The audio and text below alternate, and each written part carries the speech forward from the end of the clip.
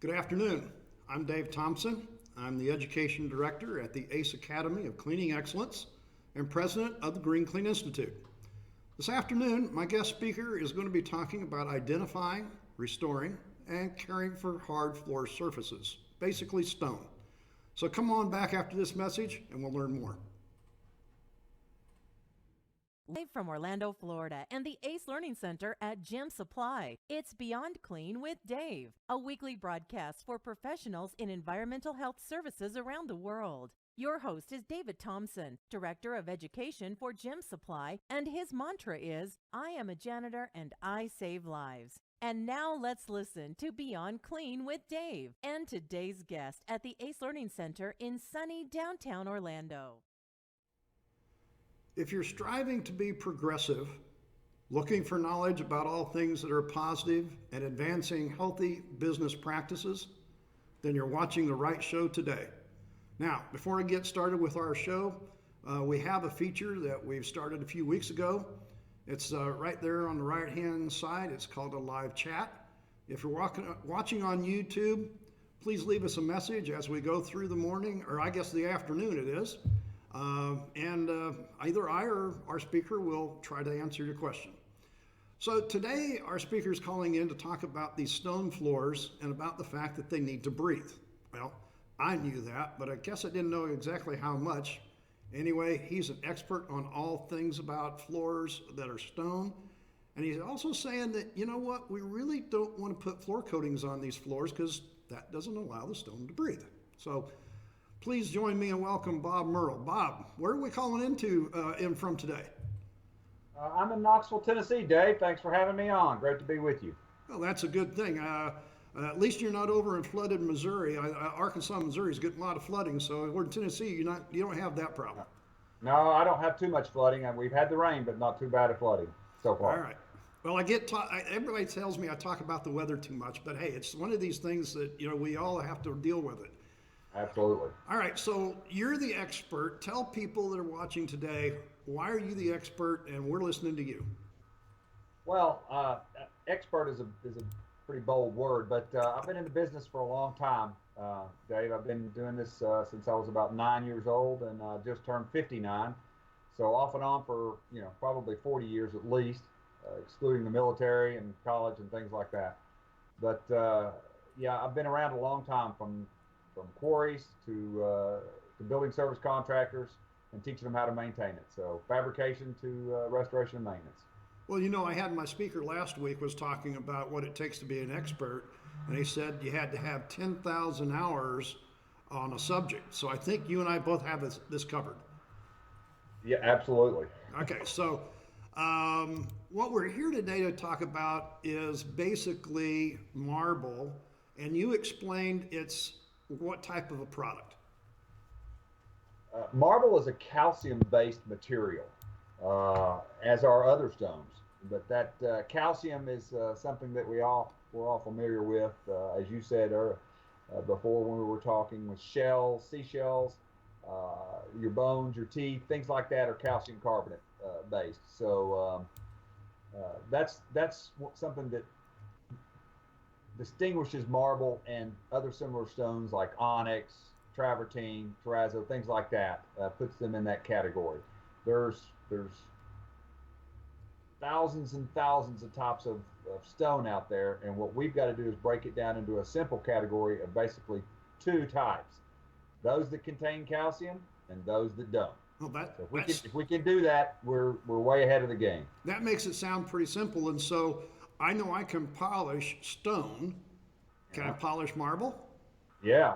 In fact, marble is probably one of the easiest stones to polish.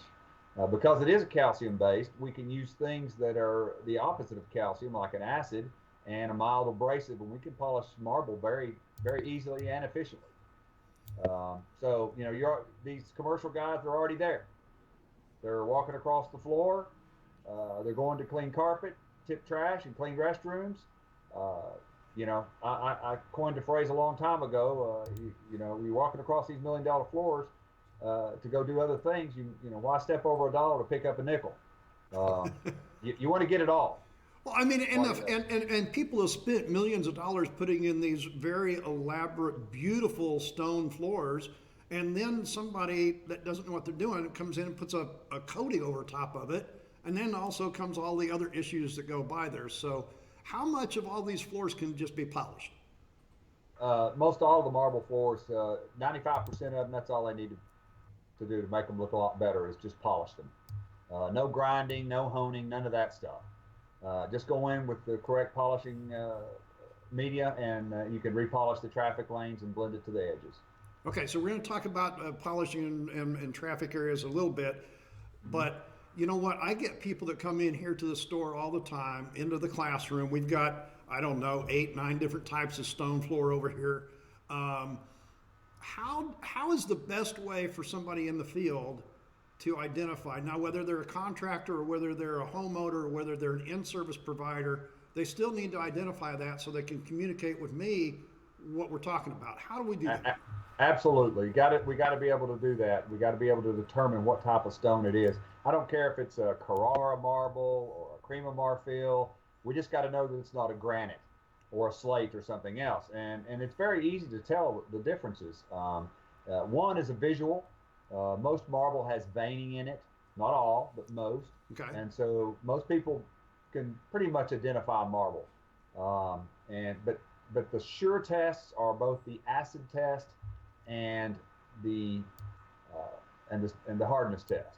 Okay, but So- now some people they I know that when I ask them these questions, they say, well, I looked at it and it's marble, and then I said, does it all look the same? Oh yeah, it looks the same, and I'm like, okay, now wait a minute, does that mean all the same with holes in it, or all the same with veins in it? There's a difference. Absolutely. Marble is the epitome of random. So, yeah, so if you were to look at a marble floor, there would be no tiles that are exactly the same. Whereas a granite floor looks very consistent in most cases. And we're dealing with natural products, so there's always Right. exceptions to the rule. That's why we have developed these other tests, other than just the visual.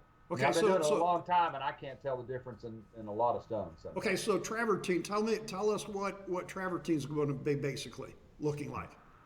Well, travertine can take many forms in appearance. There's reds, golds, yellows, tans, buffs. Some has holes, some doesn't. So travertine has the most color variations, really, of the 3 types that we normally have on floors. No, not necessarily, but there are a lot of color variations. Yes. Okay, so you can't, hey folks, I just learned something else. You can't do this by color. That doesn't mean No. one. I had No. a guy call me up. He said, I got this green floor. It's marble. I'm like, well, wait a minute. Travertine can be green. No, there's not really any, not that I'm aware of, but that's not the point. The point is we need to know what it is, and that's a perfect example, Dave, is that green marble statement you just made, because green marble is not marble at all. It's actually a serpentine, or which commercially we call it green marble because it's green with white veins in it. Right. There you go. There's the visual thing. There right? you go. But it's not green marble at all, and it doesn't react to some of these next tests we're going to be talking about. Okay, Not the same. so go ahead to the ones that you wanted to talk about, because that was the one that most people call me with, There? because they've never done the other 2. Yes. Okay, so the first test that we want to do to confirm that the product is calcium based is do an acid test. And what I recommend every contractor do is go get a glass dropper bottle from a pharmacy. They're only a couple of dollars. Label it appropriately and get some very, very strong acid and put in it. Muriatic, hydrochloric, a bowl cleaner acid will work fine. Okay, now make sure you've used your PPE when you do this, folks. Absolutely. You got to make sure, because we don't want anybody burning their skin, because this No, stuff put is... goggles on and gloves, and even though we're just messing with a small amount, still you don't want to have any access. Absolutely. Go ahead. I just had to throw that in. Okay, so once you've got that placed in your bottle, safely in your bottle, what you can do then is pick an appropriate area that is out of the way, and go do a test, an acid test. You've also got to make sure that there's no coatings on the stone to inhibit the acid. So what? Right, you got to what I get want that acid directly on the stone. If there's floor Absolutely. finish or mop and glow or something like that, this isn't going to work. Absolutely. And before you freak out, we're just going to place one little drop of acid on the stone. So as long as it's in an inconspicuous area, we should be fine. Pick an out of the way area. And place that drop on the stone. And if it's a calcium-based material, which marble, onyx, limestone, terrazzo, those are all calcium-based materials, it will immediately fizz or effervesce like Alka-Seltzer. It will fizz up. Go ahead and wipe that immediately. Once you see that reaction, you can wipe it with a terry cloth towel or a napkin or something and just get that off of there. Yeah, I have it right there with you. Yeah, you've seen all you want to see at that point. And this is why we say make sure you have your gloves on, because I don't care if it's just one drop and you're wiping it up. If it's a paper towel, you don't want that coming onto your skin, because this is how quick it works. And as we said, it works on calcium, which you think is a very hard product. Your skin's a whole lot softer than calcium. Absolutely.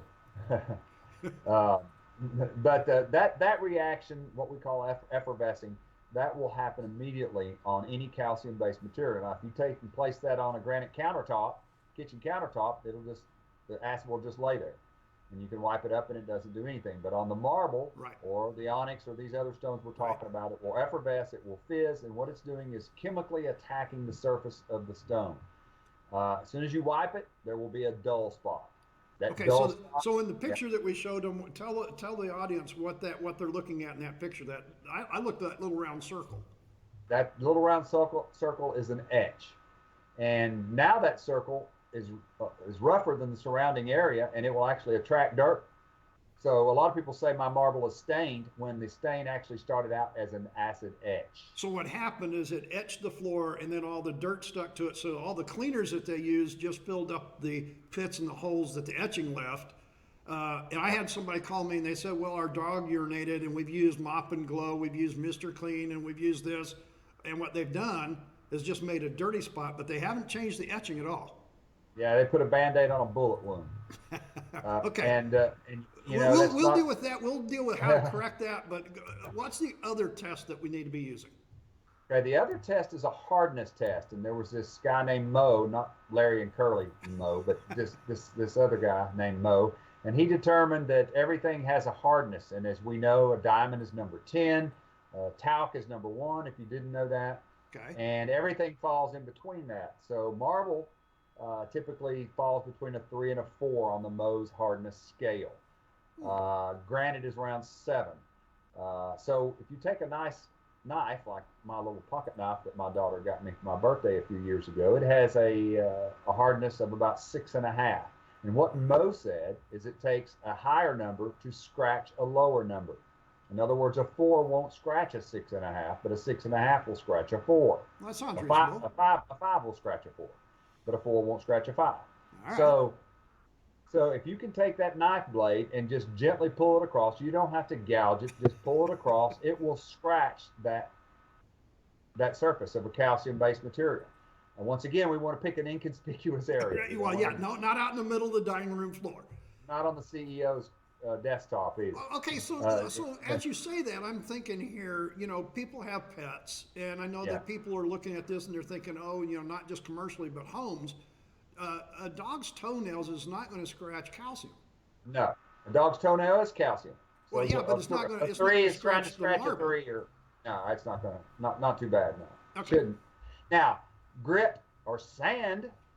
Well, that's under the dog's paw, that will. Yeah, well, that's another story. But it's not the dog's toenails; it's the dirt and sand that's coming in. So that's where hey, I live now in the land of sand. That's right. And if you didn't know it, a piece of sand has up to 57 cutting edges, and that's why sand is a huge issue on marble. Yeah, and guess where it is on the hardness scale? Okay.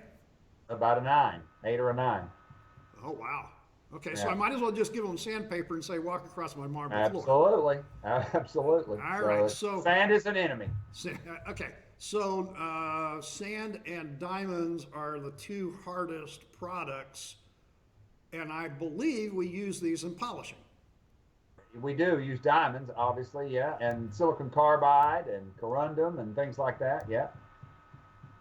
Aluminum oxide, things like that. All those things are harder than most marble and a little bit harder than granite. Okay, so I guess we start, at least I always instruct that we start with polishing first. I mean, I'm not Correct. going to get into honing and stuff like that today. I don't want to go there. No, no. Today, like I said before, 95% of the time on marble and calcium-based floors, all we need to do is repolish the traffic or wear lanes anyway. Okay, so where do we And start? that's what we want to concentrate on. So the first thing to do is determine that it is in fact marble or a Okay. calcium-based material. All right. So once we've done that, then we can recommend the appropriate product. There's lots of products out there. There's polishing powders. Probably the number one powder that's recognized in the world is called a 5X powder. It's potassium oxalate and aluminum oxide and some other good stuff. There's other powders out there, different formulations. There's a compound that is a wet compound, so you don't have to worry about the stuff going airborne. A little bit easier to use, more user friendly. It also works better on things like terrazzo, in my opinion. So those two products are probably the biggest products used for polishing calcium-based material. Okay, Period. so now In the world. we talked about a powder and a compound. Now, Right. correct me if I'm wrong, but a compound is already a wet product. The powder is dry. Correct. But we use them both under a low-speed machine wet. That's correct. The compound actually has some of the powder in it, but it has other goodies, nutrient and conditioning agents in it. Okay, so do I use one of these after the other or in place of the other? No, it's going to be one or the other, but these are just tools that you have on your truck. One may work better on a particular stone because we are dealing with natural products that come out of the ground. If you've got a problem with that, you got to take it up with the big guy. So We didn't make them. no, that's right. We So just take one care of them. and that's why there are different formulations because one may work better than the other. And these are just like wrenches that you would have in a toolbox. If a half inch did everything, that's all you'd need. But in fact, we know that you have to have an entire set. And this is why you need to be a professional at this. This isn't Right. something that you just grab a machine and you grab the product and go out there and call yourself an expert at it. You might do that, but you're going to get caught. Right. Well, you know what they say about an expert. An X is a has-been, and a spurt is a drip. So you don't want to be a has-been drip. Oh, jeez. All right. Well, hey, it's live show, folks. I didn't know that one was coming. Yeah. I called us both experts to start the show with. I guess Yeah, I was we know. wrong. All right. So let's show what we do know, and then that is the other tool that I think you mentioned before whenever we were chatting. There's more tools in the box. So what's the last one we can use in polishing?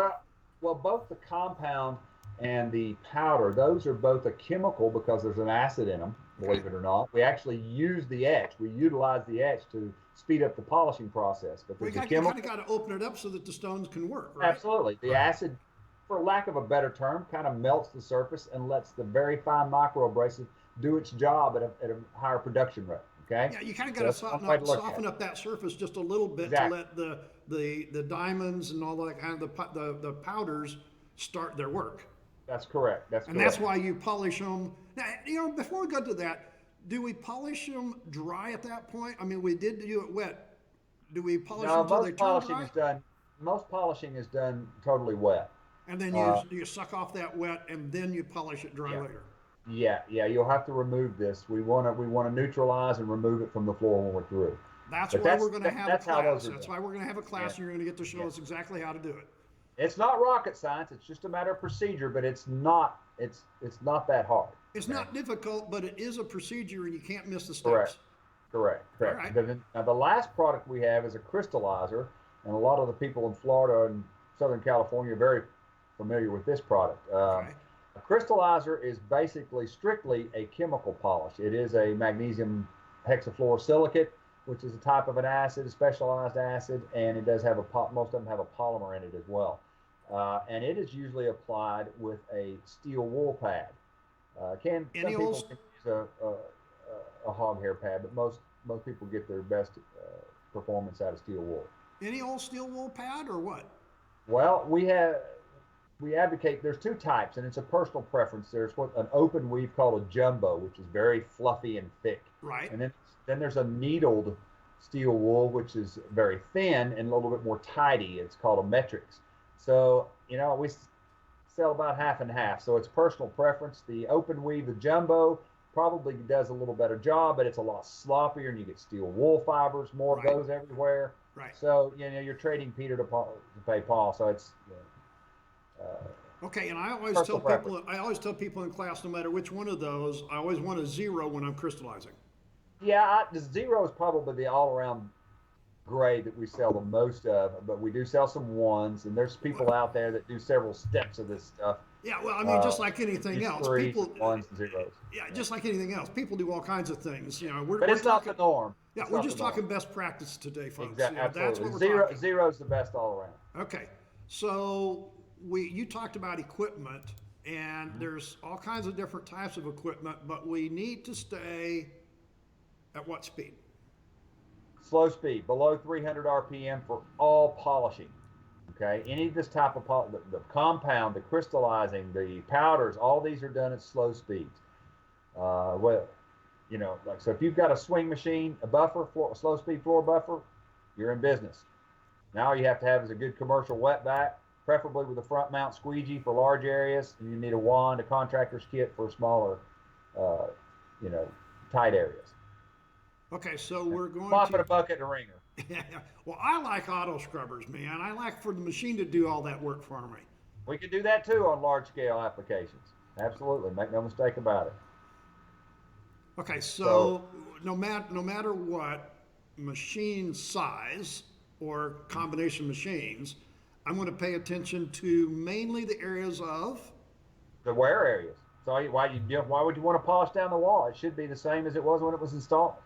Well, So people do that all the time. They clean the carpet wall to wall. They buff the floor wall to wall with a high speed. I mean, they're so used to doing it wall to wall. well, that's because they're doing coatings, and if you're just doing a naturally polished, all you got to do is keep those areas clean. The only areas that wear are the wear areas, the traffic wear. From entrances to registration desks to the elevator.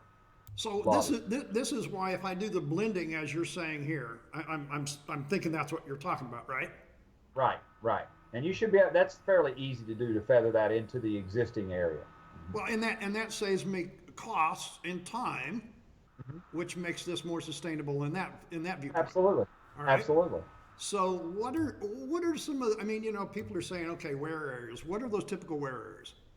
Well, like I said, from the entrance to the registration, people shuffle their feet, pivot points.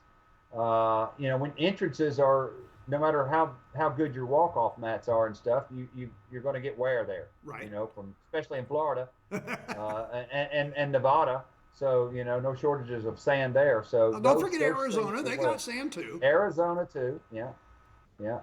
So those are the areas that we're talking about. Okay, so you provide and critical areas. Oh, yeah, areas subject to spillage and things like that. Yeah, spillage of all kinds of things because everybody's dumping them there. Yeah, because remember, Coca-Cola has a pH. Oh and gosh, it's yes. usually it's acidic. And milk, and for that matter, the water that we get out of the tap, they all have a pH, and it's usually on the low side. Well, hey, anything that we put into our body has a pH. I teach it in class all the time. Absolutely. Okay, I don't want to get off on pH. I can talk on these subjects all day long. And I think you and I both could do this. So you provided me with some pictures, and I think it's good for the audience to see these. Right. And the first one is, like with everything else I say in our business, there's perception and there's reality. And reality is being able to scientifically evaluate what it is rather than just look at it through my natural eyes. That's right. Customers like to be able to see, not just with their own eyes, but they need to see some tangible, quantifiable evidence of what you've done. And this gloss meter is exactly what they need. It will provide that. It gives a before number and an after number. And usually it's pretty dramatic. So if you take a wear area that may read in the 30s or even below, it could read 10 on a gloss meter. And then you go in and polish it with powder or compound, and you may get a 75 to an 85. Who knows? It just depends on how worn the floor is. But when you go from a 10 to an 85, and you show them that, usually it's an insurance thing.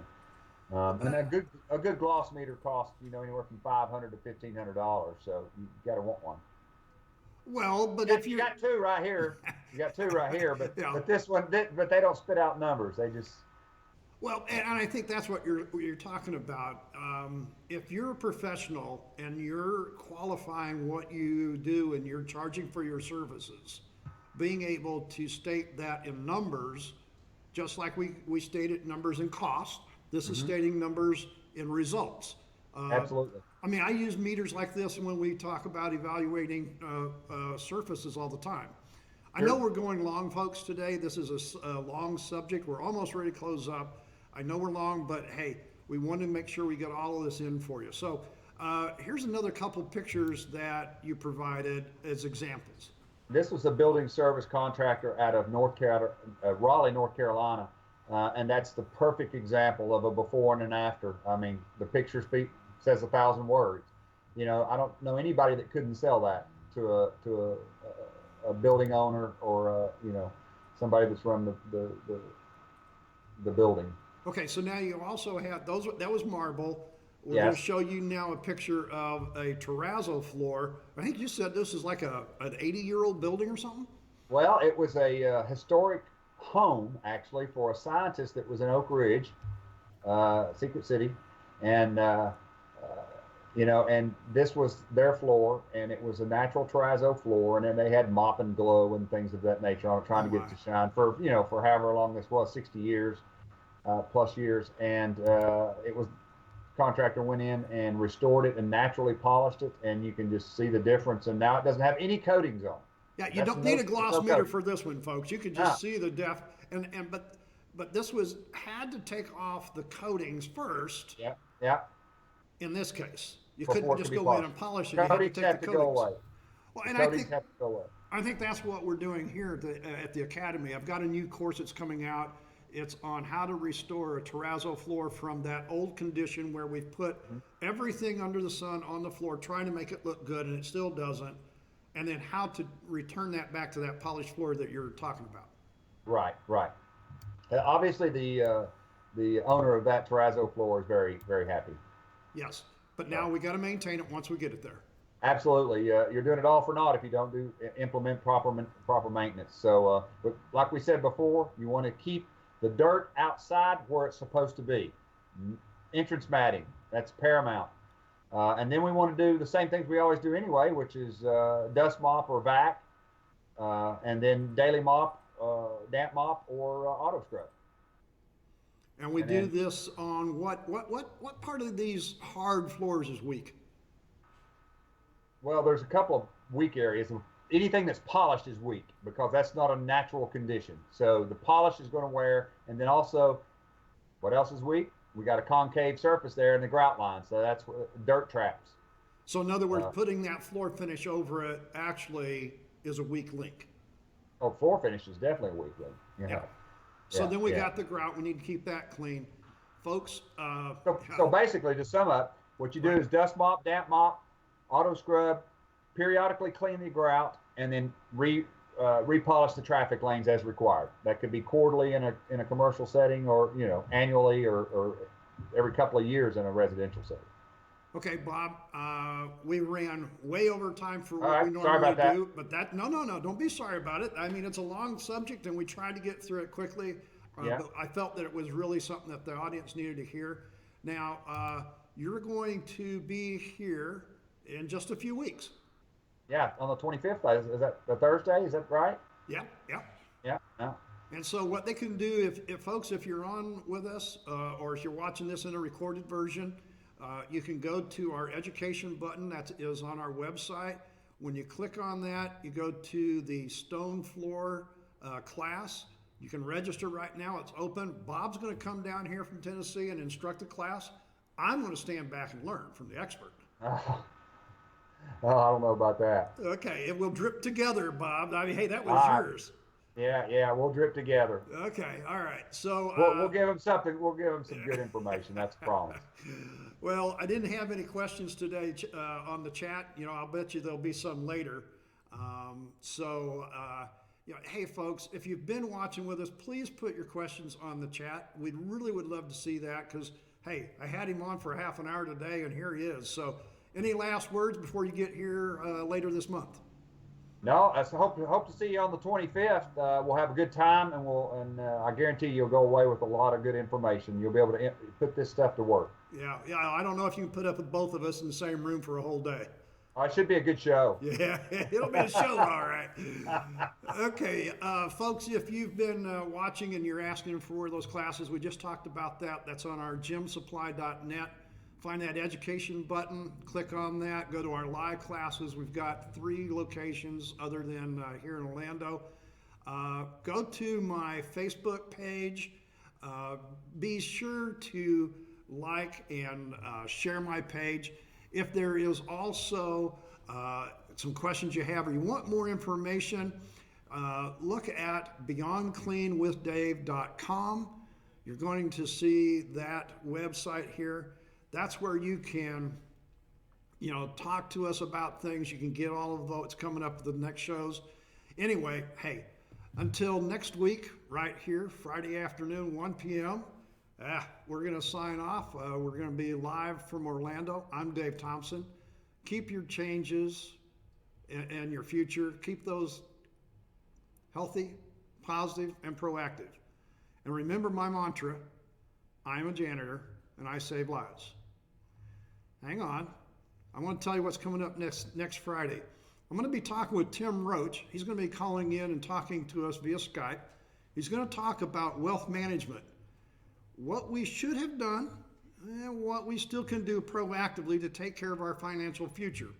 That's this coming Friday, 1 p.m. Eastern, right here on that smart device you all carry. Pay attention to these credits, and I'll see you next week.